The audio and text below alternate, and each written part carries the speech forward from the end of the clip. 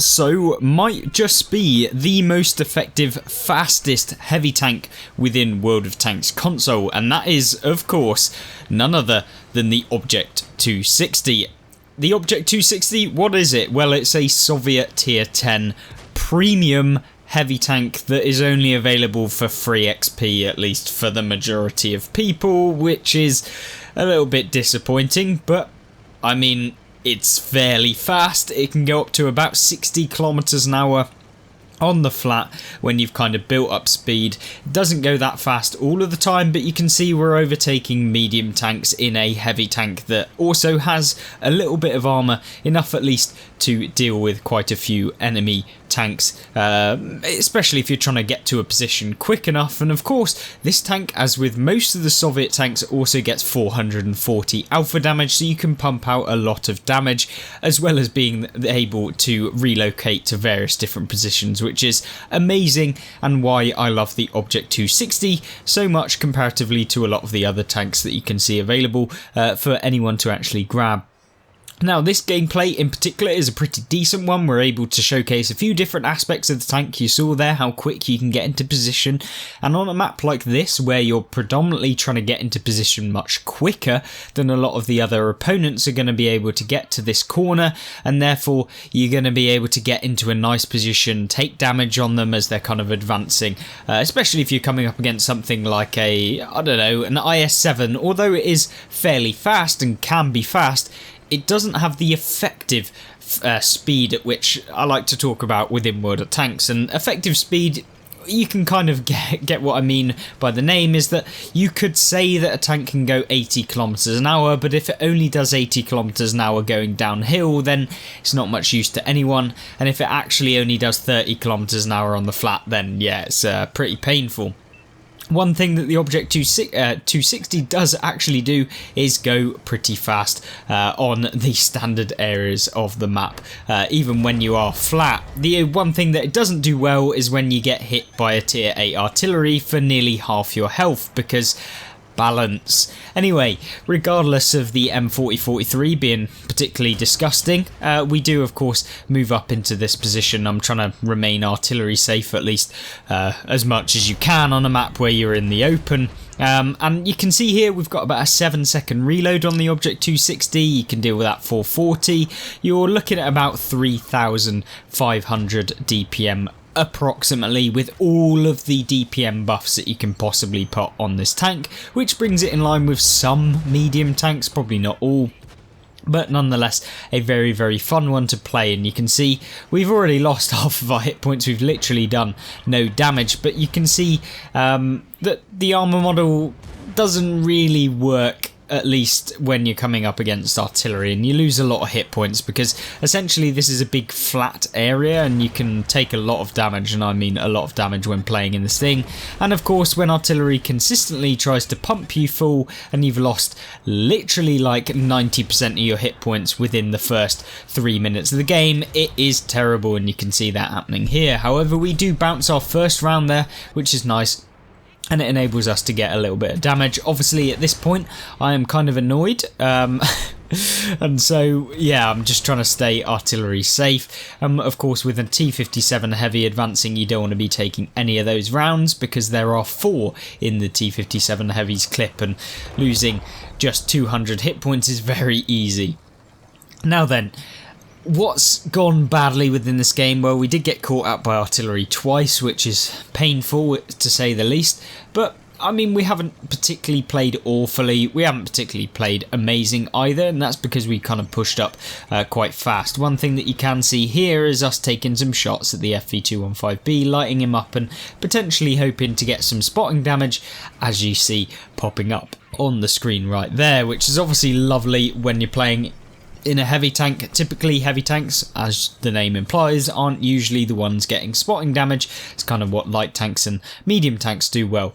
But It's allowable in the Object 260 because you do have the speed, the mobility, and also a little bit of vision range, albeit it is not superb. You are not a light tank, you are not a medium, so you don't have like the stupid view range. You've just got enough to make it work with the speed, because predominantly you are going to be on the front lines, or at least moving around the map a lot and spotting various different opponents along the way.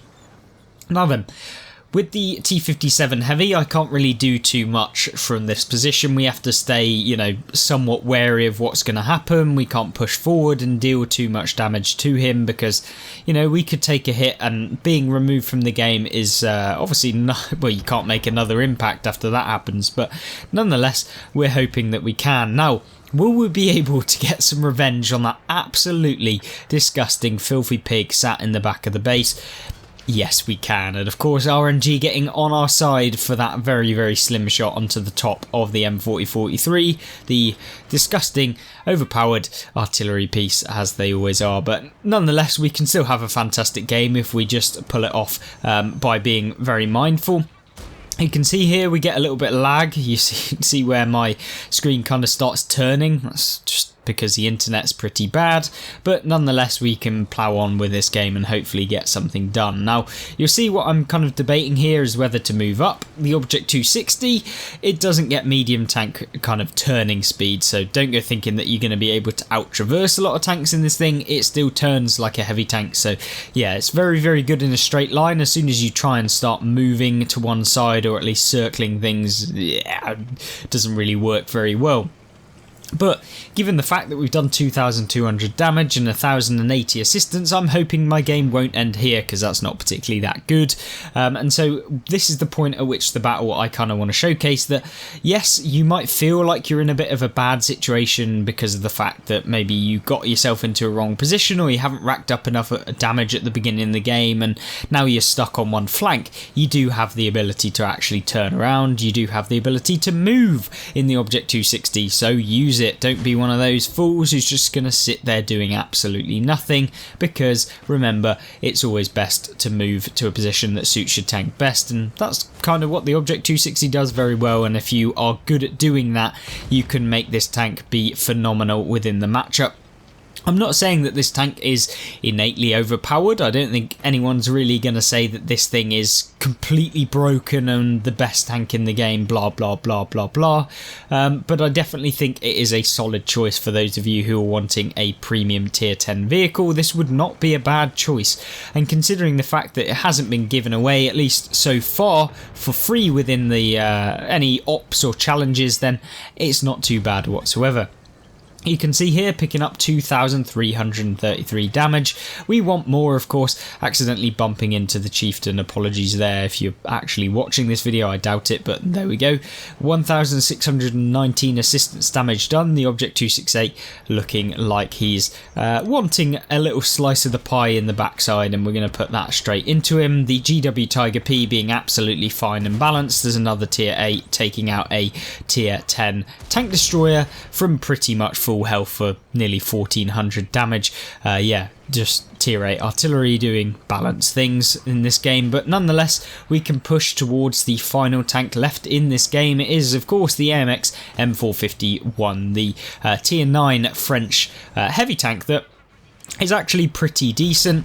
I don't think it's super OP, and certainly when you're going in for the ram with the Object 260, we absolutely love it. And of course I didn't have to do that, I just wanted to do it. It's one of those things, we were going to win the game regardless, and so why not take a eye for an eye medal at the end of the game in this result. And of course we come top 3,815 damage. I'm sure that you've seen far higher damage numbers in the Object 260, but this one was kind of showcasing a lot of the features of the tank in a pretty realistic matchup that you guys can probably have as well. I'm not going to showcase like a 20k damage game that someone's just basically blitzed everyone in, but yeah, a pretty solid tank so far. And let's jump into the next one. Nomonhun is the next map, and this showcases what happens in a bit less of a ideal scenario on a map that is not particularly amazing for heavy tanks, I won't lie. that's where the Object 260 can kind of come in and play that medium tank role and be a little bit more flexible than some of your traditional heavy tanks like the IS-7 or some of the others.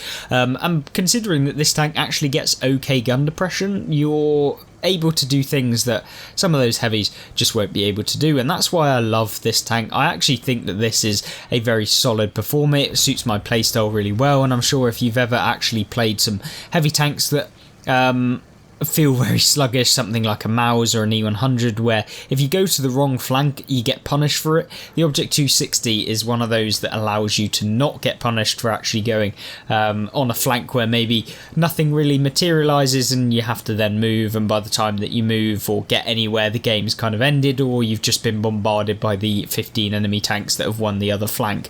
So yeah, the Object 260 allows you to relocate, and that I feel is a very underrated thing within World of Tanks, because a lot of people base their opinions on how much damage per minute can it do, or how much health does it have, or how much armor does it have. But actually I think the more important thing is how much of an impact can it have into the game, dependent on, you know, the speed of the tank. And that's why speed is often one of the things that a lot of people focus on when playing World of Tanks, is that, you know, if it's a fast tank, you're able to do things consistently throughout the game. You know, you could be a one-hit wonder playing the FV 4005 if you're stuck on one flank and you can only move, like, say, for example, 5 kilometers an hour. You could destroy every single tank in the game in one singular hit. But if you can only spot one of the tanks within the game before they all surround you, then it's not much use. You know, you could have infinite armor except from like the sides. And therefore, you know, frontal armor, it can only mean so much when you're surrounded in all directions. So you've got to have a little bit of both. It can't all be one, and the Object 260 is a nice little all-rounder. Should I think that you should go out and spend gold to be able to purchase this tank by converting your normal XP into free XP?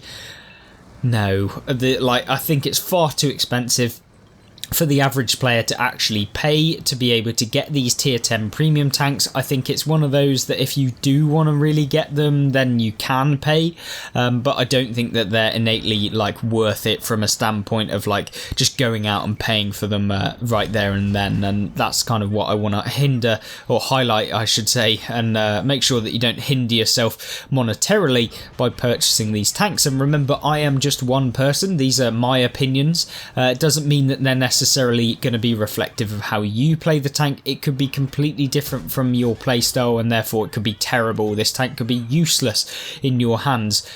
Equally, one of the tanks that you enjoy could be absolutely useless in my hands. So you've got to kind of weigh it up. Does this sound like the sort of tank that you're going to enjoy if you're going to spend money on it, or does it sound like a tank that investing all of the free XP that you've accumulated, and by God does it take a long time to accumulate like 400,000 free XP, then yeah, you have to weigh it all up in your eyes. Now, one thing that you'll note here is that in this sort of scenario, in another heavy tank, you probably wouldn't get gun depression to actually look down on a lot of these opponents, and that's where this tank comes in very clutch, and that's why I absolutely love playing this. One thing that you'll note though is that we haven't yet received a hit, albeit the Tyrann there manages to hit us, which yeah, it's very painful. Another tier 10 premium that is probably quite possibly pay to win. The Tyrann was one of those that 950 alpha damage I think that gets, and reloads in like what 15 seconds or some rubbish like that Wargaming thought was absolutely fine.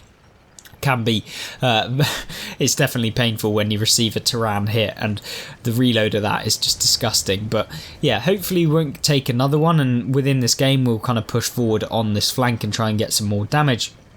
You'll see the Type 5 Heavy kind of feathering around. What I mean by that is you just kind of figuring out where you can actually hit the tank when you've got the outline. That means that someone is available to be hit at least somewhere. Doesn't mean you can always penetrate it, because they might be side scraping or they may be only showing their track, but we've landed 2 successful hits into the Type 4 Heavy. Now, jumping forward a little bit, we've relocated just a little while. I kind of wanted to cut out a little bit of the boring bits of this replay, just so that you're not spending hours watching through some of these replays that for the most part maybe aren't that interesting. But the key thing about this is you can see we can move from one flank, we can move to the other, we can use the gun depression, we can try and put out some vision, albeit, you know, it might not be the best vision range, but you can still have a pretty good impact. And one thing that you'll note if you've been very keen-eyed and actually looked is that the standard rounds are in fact APCR, which are fantastic because that means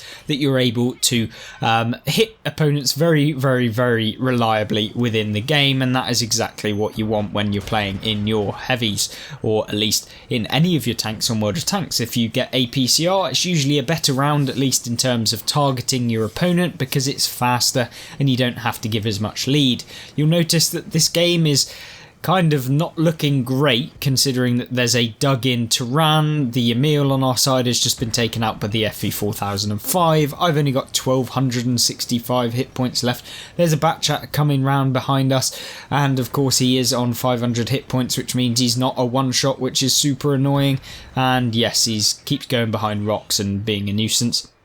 Obviously, you see us trying to turn around to avoid taking one of the hits, or at least be able to dish out at least one hit onto him. You can see here we try and go for the shot, which we do get lucky, to be fair, to be able to hit him here. We get into a hold down position where trying to pen the turret of this thing is probably not the easiest, but from this point we get hit by artillery because, you know, artillery doing usual things, and at this point we might as well just advance towards the batch at 25T because use the speed to try and get an advantage. We're gonna lose this game, I can almost guarantee it. On the move, how can we hit him? Yes, we can. 123 damage back in the kitty, and of course picking up 4,900 damage so far.